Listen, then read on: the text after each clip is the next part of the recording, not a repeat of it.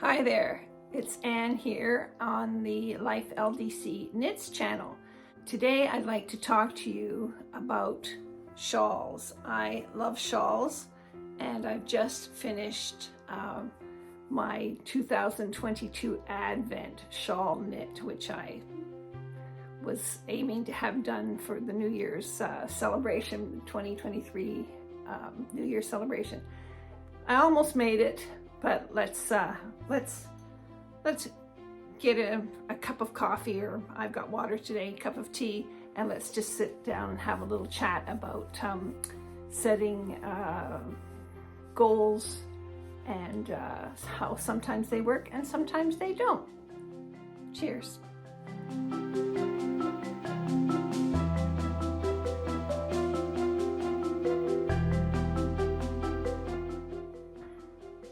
So you might recall that I was just enamored with the Wonderland scarf that Chloe Thurlow designed for Rowan magazine 72. It was the big Kid Silk Haze celebration of 20 years of Kid Silk Haze, and Chloe had done this absolutely gorgeous tartan scarf. My brilliant idea was that through the month of December I would knit a full, I think it was 64 row pattern repeat each week, and hopefully, well, not hopefully, the goal was to have it done to be able to wear it on New Year's Eve. Well, that didn't happen.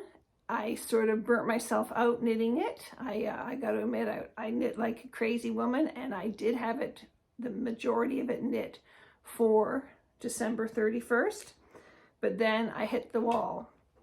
And, but here it is. It's finished. And I can now add it to my shawl collection. Now, knitting of the intarsia blocks was not hard at all, because they're big, solid blocks, and you're only changing the yarn twice on each color section. So that wasn't a problem at all. I found that really quite enjoyable. Then the little stripes, you had to keep your eye on the horizontal stripes.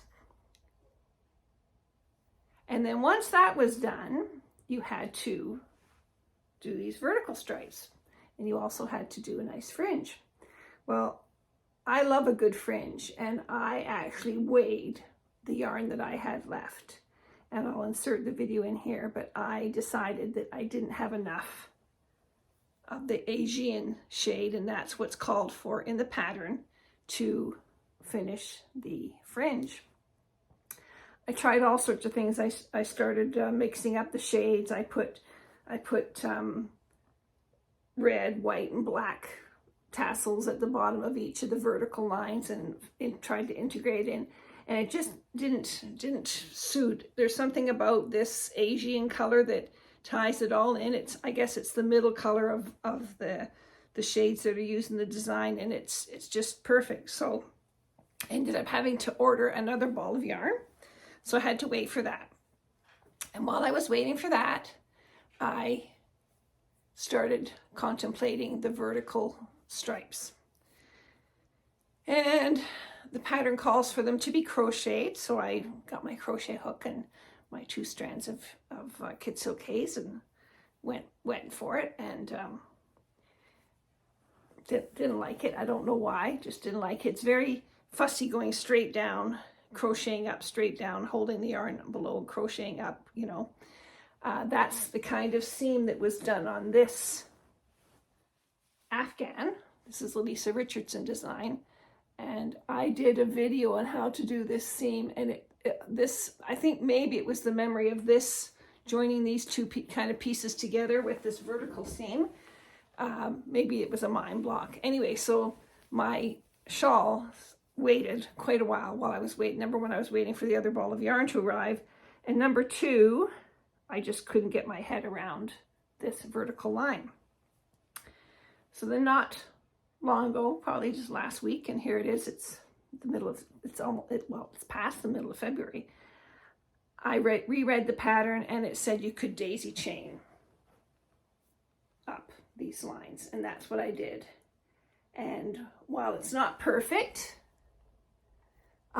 the red and the black lines are great. The white you can sort of see that it's daisy chained up rather than not crocheted or anything. But I think it's very effective. I must say I did at one time consider not even putting the vertical stripes, but as soon as I started putting them on, it made such a huge difference. You get the full, like this is a beautiful tartan effect. It's an absolutely gorgeous scarf, and the vertical lines really finish it. So this is added to my scarf collection. I'm going to take it off right now and just compare. I wore these other two. One is the earth stripe wrap, double kid silk haze held double, and the other one is, I can't remember the name of it. It's I'll have to look it up. I'll put it on the screen. It's on my Ravelry page, but it is koigu and kid silk held together. Different handle. It's got a nice body to it. But what I wanted to talk about was the fringe. This one's got beautiful long fringe, and I did it by combining all the different colors of yarn, the way it's used in the actual pattern. You know, you can't beat K for color combinations. This one is a combination of the kid silk haze and the koigu, and again, because of the variegated colors of the koigu, give you this gorgeous fringe. And on the Wonderland, it is 4 strands that folded over, so that gives you 8 strands of kid silk haze. And this is the length as suggested by the pattern. And I got to admit, I think I wish I had done it a little bit longer. Not as long maybe as my kid silk, as the earth stripe wrap one. That's really quite long. It's not double, but it's almost double the length of this one. But there's nothing, I gotta tell you, there's nothing as luxurious as a kid silk haze scarf. This one's, I think, the right size. The earth stripe wrap is quite long. This one is really a beautiful size. You can wrap it around and it would sit underneath a coat just gorgeously.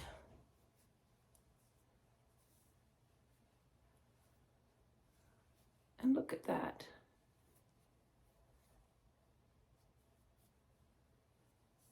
You put that part over your shoulders and then you put your coat on. It would be just beautiful. So I absolutely love it.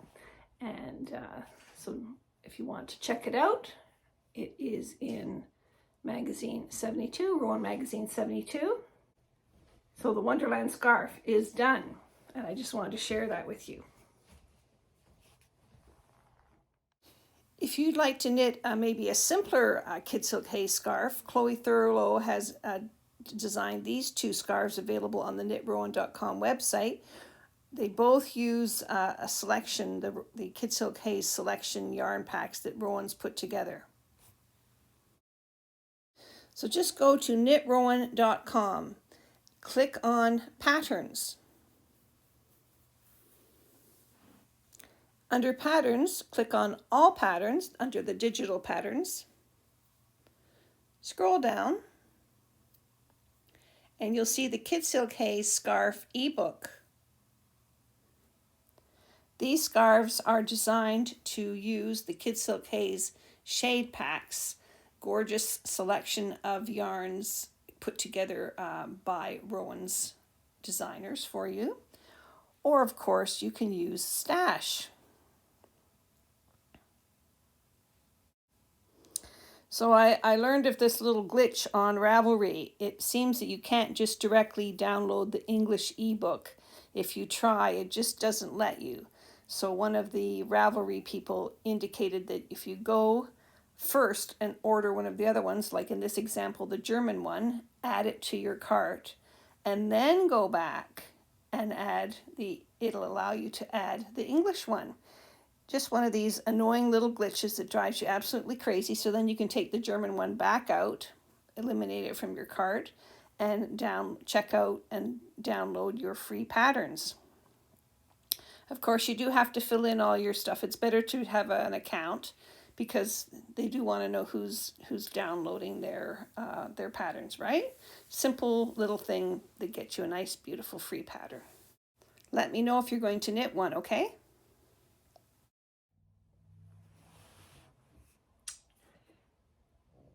Yesterday, I attended a Rowan Connect event. It was called Discover Knitwear, Chanel to Westwood. And it was an event at the Dovecote Studios in Edinburgh. This was a great event. The director of the Dovecote Studios, took us around. It was all done like one of those house tours, you know, with the little circles that you clicked on and it would take you into different rooms. Well, the whole exhibit was like that. She could click on things and it would zoom in and she could read the information about it. I'm not sure if that's going to be available online or not, but it was a great way to virtually attend that exhibit for people like me that are on the other side of the world and will not be there before the end of the month. I think it's there until the end of March, because then there's going to be a cave exhibit. So number one, check out your Rowan Connect events because these things are amazing. And that was a complimentary thing. So you just had to sign up. There was, I think, almost 500 people there at one point. People were popping on and off. Oops, sorry. Kid Silk Haze gets in your eye sometimes.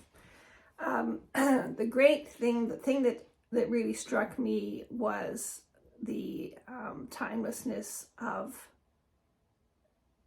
certain knit stitches, and one of them is the I think they call it the feather and fan or the old shale. It's the pattern that goes up and down like this. You remember it. There was a couple of really gorgeous sweaters in the collection that really caught your eye for the gorgeous color combinations. One was by Missoni and one was an old one, like a 1920s little proper sweater with the little sleeves, but the body of it was all these stripes.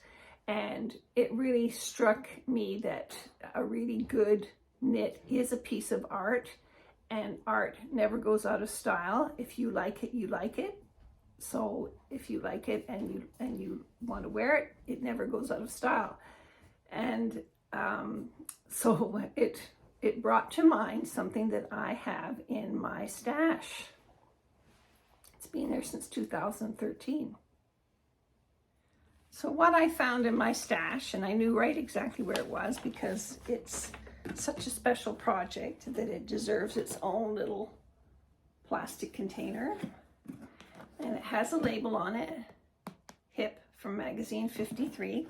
Magazine 53 is that one with the absolutely gorgeous top with the big rose, intarsia rose on the front. I think that's the one where it was filmed in Santorini. But you can see, absolutely gorgeous colorway. The pattern uses Panama yarn, sienna, cotton, Panama, sienna, and Kid Silk Haze. So gorgeous palette of yarn, a little bit brighter than I normally wear, but I just fell in love with it. I bought it. Luckily, I back in the day here, I always bought the yarn amount for the largest size because you just never knew if you wanted to make it longer or whatever, and you could adjust things. And I also wasn't totally aware maybe of gauge. So anyway, I've got my little piece that I started and left, and I've stretched it out. I've taken a photograph that I'll show you here. It is wider than the specified gauge, so I might need this extra yarn. But at the time, I don't know why I was daunted, or maybe I don't know why. I just sort of started it and then thought, no, I'm not going to do this year. But I think this should be my a project that I bring out of my stash and add into the rotation. I will be doing a project from the new magazine, and I will be doing my review of the new magazine, and it'll be out on March the 1st when the new season starts. But in addition to that project, I'm going to do this. This will be my summer project along with a pair of socks or two. So this is just an example of the sort of like the patterns of old of Rowan, where they put all these different combination of yarns together. Like this Panama it's almost like a chainette yarn, and it's viscose cotton linen combination. And this Sienna 4-ply is absolutely gorgeous. It's a beautiful, beautiful, beautiful cotton. So this is going to be something that will be coming up in future podcasts, my progress with this. So speaking of the pattern, see, I was so organized. I've got the pattern and everything and all the little samples of the yarn here and ready to go. And I think I did just enough to use each color in the pattern before I put it away. I don't know, sometimes you don't you wonder sometimes what you're thinking when you do things like that? Anyway, so what's coming up? The new season will be coming up, and that's March the 1st is when it's released in, should be released in your local yarn store, and when Rowan will release it. March the 2nd, there is a Rowan Connect event where they do a presentation on all the different designs and design collections in the new season. So go to Rowan Connect and sign up for that. I'm going to go to that. And what else? Oh, I've been doing a little bit of quilting. If you're into bag making at all, you'll have heard of the By Annie brand of bags. And I've never done one before, but they're sort of like the ultimate in bag making. They're very detailed, they're quite complicated, they're intense, let's put it that way. And probably I was biting off more than I could chew, but a couple of friends and I decided to have a Catch-All Caddy 2.0 sew-along, and through all the tears I did manage to finish it. And of course I used Kaffe fabrics, and what I loved about it is that these pieces are quilted. You cut them out and quilt them, and so it gives it body. And then on the interior there are interface, they're not pockets, they're just sort of little hold-alls. You can stick things down. It helps keeps what you've got inside your bag organized. There's outside pockets and pockets on the end.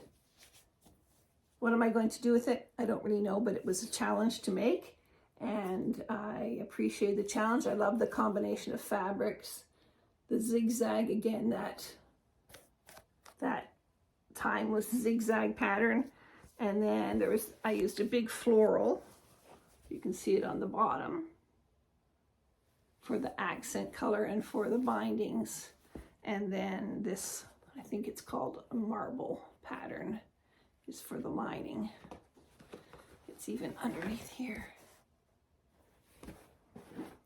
I tell you, I almost gave up when it came to doing this binding. You sew it on and you flip it over, and then you're supposed to be able to sew it on by machine again. My machine just wouldn't do it. So I eventually just gave in and hand sewed it. And the next one I do, I'll change it so I machine it on the outside and turn it over and hand sew it on the back. Did you hear that? I talked about next time. I am going to be making another bag, but it's not a By Annie.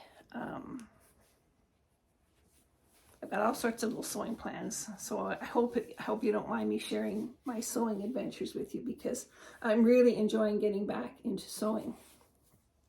So that's a quilt project, a quilt bag, but I also made my first quilt, inspired by the Ruby Star Society quilt-along last summer. They had a pattern for what they called a picnic blanket. And a friend of mine sells, Liberty Fabric. I'll put her details in the notes below. Liberty quilting cottons, and I fell in love with this beach hut pattern, and that is my back fabric. And then on the edge there's this stripe. It's like the beach chair stripe, and then the front is the beach chair stripe, a little sort of blender fabric, and all these gorgeous printed flower patterns.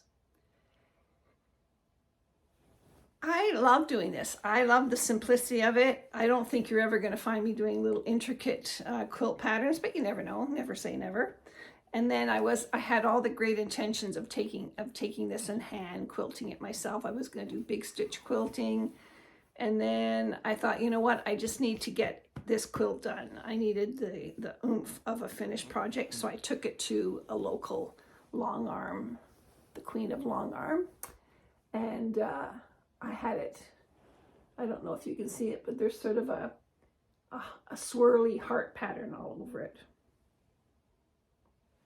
It's quite, I was surprised at how big the stitches are, but I guess you have to make it big to. Anyway, I just love it. It's, the batting is 100% wool, and it's so snuggly. I've got a couple little places on the edging that I didn't catch when I was doing my second round of machine sewing, so I have to fix that. But once that's done, that'll be it. As I said, next time it's going to be Rowan Magazine 73, my official review, my knitter's take on the different patterns. I have to say, this is the first time in 10 years that this magazine has arrived earlier than the release date. It's arrived in good condition, and this is my subscriber copy because I subscribed with courier delivery. It was well worth it. If you're an international Rowan subscriber, pay for the courier. It's so nice to open the door and have that UPS man just hand you this beautiful box, and you know your Rowan magazine is in it, and it's perfectly safe. Right now, what they're doing it for the Rowan magazine, and they're doing it for the mode collections. So right now, I'm just getting the magazine. I don't know. I might get the mode collections. I have to look at the ones I've got and decide if they're my kind of thing. I am really a die-hard Rowan magazine person. I think you guys know that if you've been watching me at all. So until next time, this is what we'll be talking about next time. Take care. So I guess sometimes goals are good and sometimes they're bad. My Wonderland Scarf goal of having it done in time for the New Year's celebration was admirable, but it seemed to put too much pressure, and I eventually sort of just shut down and didn't even knit at all, probably for all of January. Not even a sock, nothing. I was busy doing other things. I read and I did some sewing. My sewing friends and I decided to do this Catch-All Caddy sew-along. We didn't really give ourselves a time limit, but we were meeting every week to discuss our progress and give each other encouragement, because it was quite a challenging sew. I think without my friends' encouragement, I might actually have bombed on this one. I think I might have given up, or might have got discombobulated. So thank you. You know who you are. Thank you for keeping me on track. So how do you do with goals? Does it help you to set up goals, or do you like to just freewheel? Let me know.